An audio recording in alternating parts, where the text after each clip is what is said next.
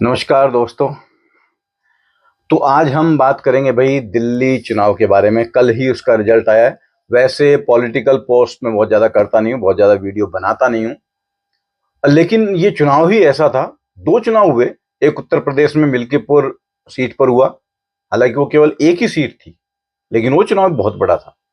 दूसरा जो दिल्ली का चुनाव था, जिसमें आम आदमी पार्टी हार गई है, अरविंद केजरीवाल खुद अपनी सीट हार गए हैं। इसका क्या कारण था? जो कारण मुझे नजर आता है, उसमें बीजेपी ने तो अपना काम किया ही है, जिस तरीके से वो हर जगह इलेक्शन लड़ते हैं। दूसरा, अरविंद केजरीवाल का जो अहंकार था वो बहुत ज्यादा था शायद। देखिए, जब ये पार्टी बनी 2012 में, और 2012 या 13 में पार्टी लॉन्च हुई थी, और 13 में शायद उन्होंने पहली बार इलेक्शन लड़ा था, 15 में पूरी मेजोरिटी से जीते थे। तो जिस तरीके से इस पार्टी का शुरुआत हुआ, और अरविंद केजरीवाल जी जिस टाइप से बताया करते थे कि यार देखो, इतना घोटाला है, ये घोटाला है, इन सबको जेल में होना चाहिए, तो हम सब लोगों को उस बात पे विश्वास होता था, क्योंकि वो कहीं ना कहीं हमारे दिल की बातें होती कि यार उस पे इतने इल्जाम लगे हुए हैं और वो खुला घूम रहा है, कोई जेल से बैठ के चुनाव जीत जा रहा है। और अरविंद केजरीवाल जी ने एक होप दी, एक उम्मीद दी हम सब लोगों को। मैं भी अरविंद केजरीवाल का फैन था, उनकी पार्टी में शामिल था।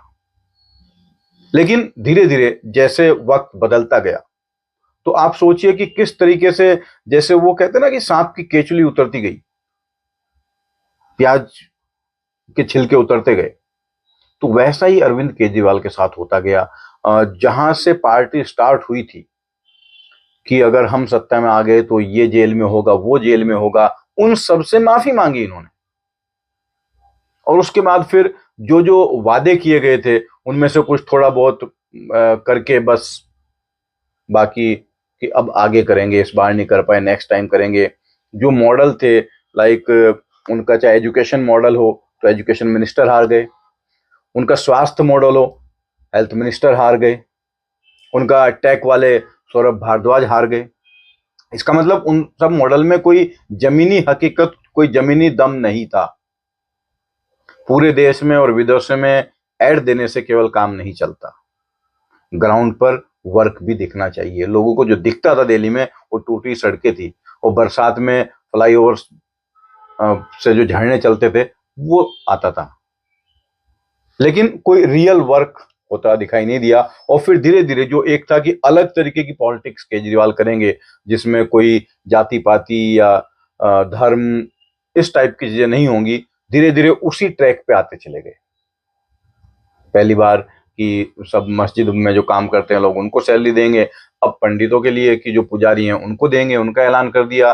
तो ये सब चीजें एक्सपेक्टेड नहीं थी इनसे, इन सब चीजों की उम्मीद नहीं थी। ये सोच के केजरीवाल को लोग सत्ता में नहीं लाए थे। केजरीवाल से जो उम्मीदें थी वो अलग थी। वो उम्मीदें थी कि जो बेसिक स्ट्रक्चर हैं, जो बेसिक जरूरतें हैं, वहां पर काम किया जाएगा, और वहां कुछ भी नहीं हुआ।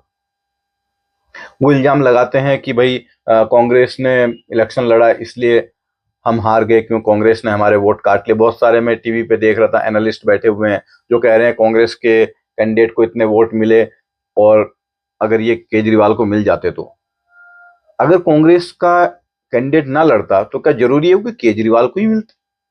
क्योंकि कांग्रेस को जो वोट मिले हैं वो भी बीजेपी वाले नहीं मिले, वो भी केजरीवाल के अगेंस्ट वाले मिले। अगर वो लोग केजरीवाल के अगेंस्ट कांग्रेस के साथ जा सकते हैं, तो बीजेपी के साथ क्यों नहीं जा सकते? और लोकसभा में तो लड़े थे दोनों साथ में, कांग्रेस और केजरीवाल मिलके, तब भी कुछ नहीं हुआ था। केजरीवाल ने तो कहा था कि अगर आपने मुझे नहीं जिताया तो मैं जेल में चला जाऊंगा, और लोगों ने उनको हरा दिया।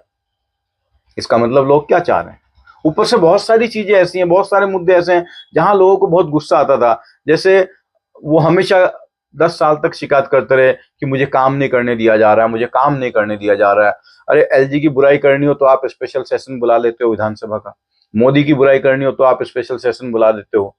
आपको खाली एक मूवी कश्मीर फाइल्स की पे हंसने के लिए आपने एक सेशन बुला लिया विधानसभा का, और आप जिस बदतमीजी से, जिस निर्लज्जता के साथ हंस रहे थे, वो देशवासियों को बिल्कुल पसंद नहीं आया। एक झूठी फिल्म आपने करार दे दिया। इसका मतलब आपने बिल्कुल ये कह दिया कि वहां कुछ हुआ ही नहीं, वो लोग तो अपने आप भाग गए।